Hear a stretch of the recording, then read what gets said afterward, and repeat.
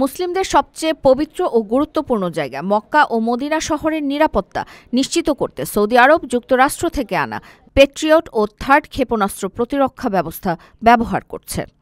একই সঙ্গে গুরুত্বপূর্ণ জাতীয় স্থাপনাগুলোকেও এসব আধুনিক প্রতিরক্ষা প্রযুক্তির আওতায় নিয়ে এসেছে, যেন আঞ্চলিক যেকোনো হামলা প্রতিরোধ করা সম্ভব হয়। সৌদি বার্তা সংস্থা এসপি এর বরাতে ইসলামিক ইনফরমেশন জানায়, ২০১৫ সাল থেকে ইয়েমেনের হুতি বিরোধীদের হামলার লক্ষ্য হয়ে আসছে সৌদি আরব।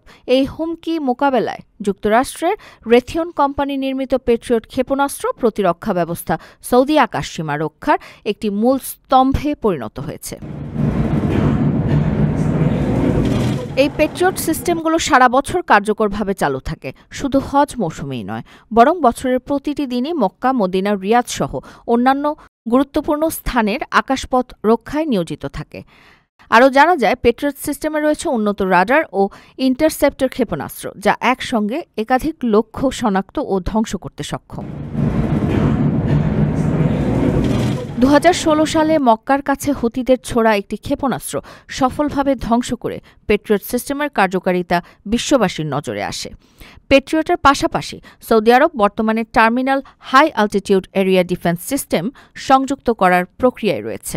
এই সিস্টেমটি পেট্রিয়টের চেয়েও বেশি উচ্চতা ও দূরত্বে ক্ষেপণাস্ত্র আটকাতে সক্ষম হয়।